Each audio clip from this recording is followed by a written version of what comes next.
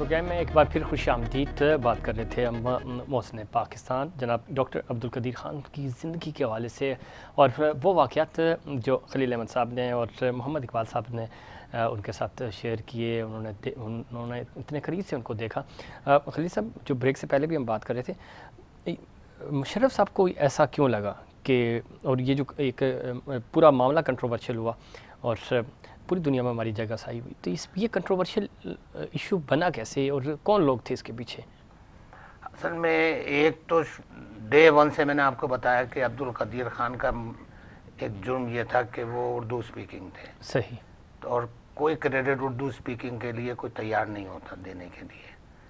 अच्छा, इत्तेफाक की बात है वो खुद मुशर्रफ साहब भी उर्दू स्पीकिंग थे। यही मैं कह रहा हूँ कि हालांकि दोनों उनको तो प्रोटेक्ट करना चाहिए था। ऐसा ही है। उन्होंने प्रोटेक्ट करने के बजाय अपने बोझ उठा के उनके कंधे पर डाला। सही। कि तुम आओ और माफ़ी मांगो और चले जाओ। तो इसके पीछे आप कभी डॉक्टर साहब से आपकी बात हुई कि कौन सा माइंडसेट था? ऐसा तो नहीं हो सकता कि परवेज़ मुशर्रफ नहीं, परवेज़ मुशर्रफ ने, आपको याद नहीं 9/11 पे जब उनको फ़ोन आया था तो वो पहली दफ़ा ही में तैयार हो गए थे, हाँ जी हम आपके साथ हैं। हाँ, साथ हैं। ऐसा ही। जब उसने बुश ने कहा नहीं था कि हम तुम्हें पत्थरों के उसमें ज़माने में भेज देंगे। जी जी।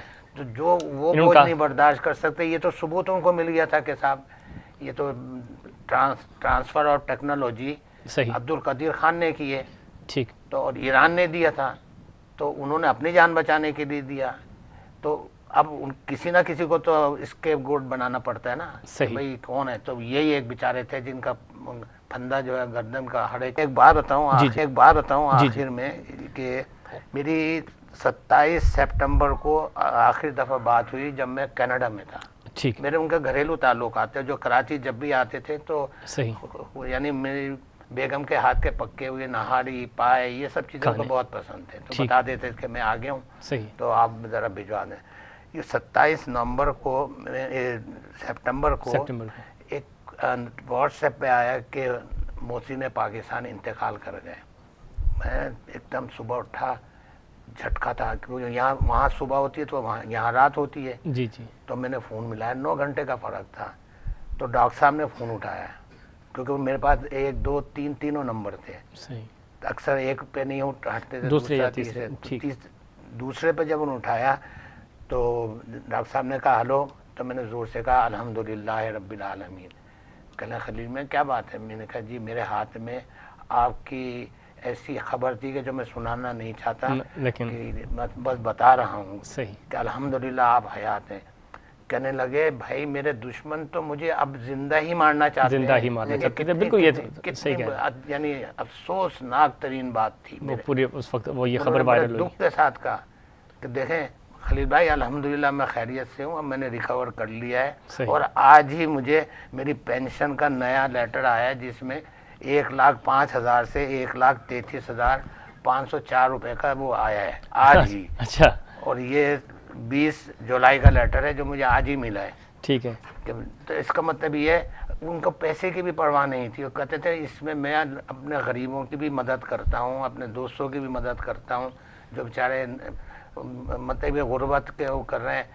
हॉस्पिटल से मैं कोई पैसा नहीं लेता जबकि उसका बजट करोड़ों रुपए का है। बिल्कुल ऐसे ही। इतना कनात पसंद इंसान इस दौर में, इस मादी दौर में अपने लिए कुछ नहीं बनाया, हालांकि बहुत कुछ कर सकते थे। क्या कुछ नहीं कर सकते थे? लोगों ने उनसे फायदा उठाया है। बिल्कुल ऐसा ही है। उन्होंने कुछ अपने लिए नहीं बनाया। बिल्कुल। इकबाल साहब, कराची यूनिवर्सिटी में रिसर्च सेंटर और फिर उनके साथ एफिलिएशंस, किस तरह इस तजर्बे को आप किस तरह बयान करेंगे? मैं आपसे अर्ज करता हूँ कि उनकी अब आखिरी ख्वाहिश ही सिर्फ ये थी सही कि तालीम के मैदान में जितना कर सकता हूँ मैं करूँ। सही। हर स्कूल के लिए, हर कॉलेज के लिए, यूनिवर्सिटी के लिए।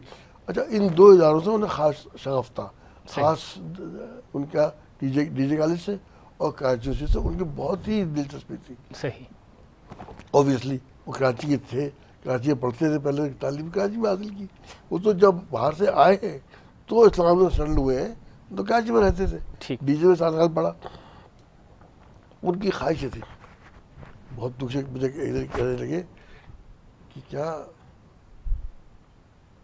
ऐसा होगा इस मुल्क में कि सब लोग जहल रह जाएंगे।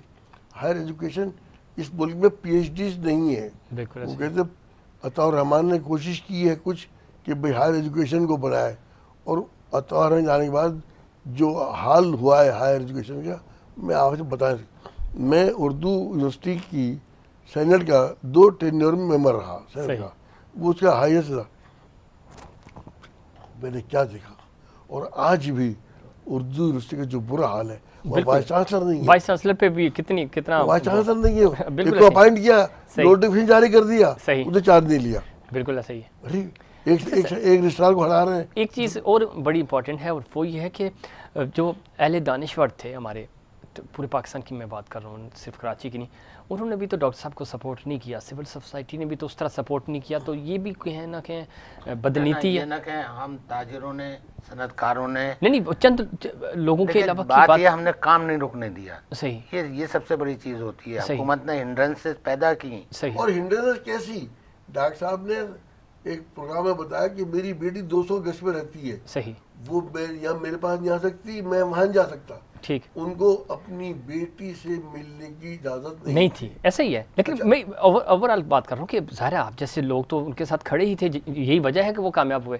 लेकिन यानी पूरे पाकिस्तान से जो आवाज़ आनी चाहिए थी उनके लिए, वैसी आवाज़ तो नहीं आई ना। लोग डरे हुए थे, लोग यहाँ के इदारों से डरे हुए हैं कि जो डॉक्टर साहब जैसी कद आवर से ये सुलूक हो सकता है, तो यहाँ तो लोग गायब हो जाते हैं, सड़कों से गायब हो जाते हैं। बिल्कुल जाते हैं। देखना 5 साल 7 साल तक तो उनको ही नजरबंद किया हुआ था। बिल्कुल नजरबंद किया हुआ था। और क्या वो उन्होंने वो बड़ा हाईकोर्ट को जो उन्होंने वो किया था, वो इस्लामाबाद की सड़कों पे बैठ के उन्होंने सड़क पे दी, उन्होंने सड़क पे दिया था, और यही कहा कि ये है देखो मेरा घर सिर्फ सामने, ये और वो भी मैंने अपने उसमें से दिए हैं। अच्छा सर, ये चीज़ क्यों है? मैं सिर्फ बहुत सारे कोई भी बंदा पाकिस्तान का उठा के देख लें, उसका ताल्लुक कराची से था या नहीं, लेकिन हमने उसको कंट्रोवर्शियल बनाया इतना भी उसने, यानी जो बंदा कंट्रीब्यूट कर रहा है मुल्क के लिए उसको हम कंट्रोवर्शियल बनाते हैं। ये क्या सोच है? देखिए ना 65% 70% कराची दे रहा है, जनरेट करके देता है, दे रहा है, बिल्कुल बिल्कुल दे रहा है। और उसको बातें भी सुननी पड़ती है, उसकी सड़कें टूट जाएं तो वो नहीं बनती, और नीली पीली वो ट्रेनें जो हैं पूरे मुल्क में चल रही हैं। यहाँ चिंची रिक्शे चल रहे हैं जी, इस शहर में चिंची रिक्शे चल रहे हैं, वो जहाँ ट्राम चलती थी। दुनिया का वाहिद मेट्रोपॉलिटन शहर है जिसका कोई ट्रांसपोर्ट सिस्टम है ही नहीं सिरे से। ऐसा ही है? नहीं है, बिल्कुल नहीं। एक चीज और ऐड कर दूं, ये दुनिया का वाहिद मुल्क है जिसके रूलर भी कराची के नहीं है। ये दुनिया का वाहिद रूलर है कि इसके फकीर भी बाहर से आते हैं। ये दुनिया का वाहिद मुल्क है, ये शहर है। ये कराची एक दारुल खिलाफा था जी, बिल्कुल साहब। पूरे यूरोपीय मुल्कों से ज्यादा आबादी है, 5-6 मुल्कों को भी मिलाएंगे तो कराची की आबादी के करीब भी नहीं। सर 30 दुनिया के 30 ऐसे ममालिक हैं जिनसे कराची सिटी बड़ा है, मुल्क छोटे। दुरुस्त। और मैंने कहा 5-6 यूरोपीय यूनियन में मिलाएंगे तो कराची की आबादी का मुकाबला नहीं कर सकते।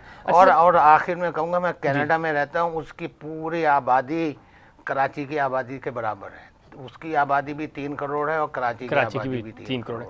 अच्छा सर, जाते जाते क्या कहना चाहेंगे, और किस तरह ख़ास तौर पे हमारी जो नौजवान नस्ल है जो डॉक्टर अब्दुल कदीर खान साहब को हीरो के तौर पे तो जानती है, लेकिन जिस तरह आपने तो उनके साथ वक्त गुजारा है, उन लोगों के लिए क्या पैगाम देना चाह रहे हैं, हमारी यूथ के लिए क्या पैगाम देना चाहेंगे कि डॉक्टर साहब को हम किस तरह याद रख सकते हैं? हम अपने वालिदैन से सुनते थे कि अगर आप बड़ों को इज्जत दोगे तो कल तुम्हें इज्जत मिलेगी। बेशक हमने अपने बड़ों को इज्जत दी। सही। आज हम बच्चे हमारी इज्जत करते हैं। सही। तो हम कहना चाहते हैं अपने बच्चों को कि देखो बड़ों की इज्जत नहीं करोगे तो कल तुम ही बदनाम होगे। सही। उनकी तुम्हें ख्वारी देखनी, वो तो चले जाएंगे। बिल्कुल। तो ये मेरा कहना है कि अपनी कदर मंजिलत को पहचानो।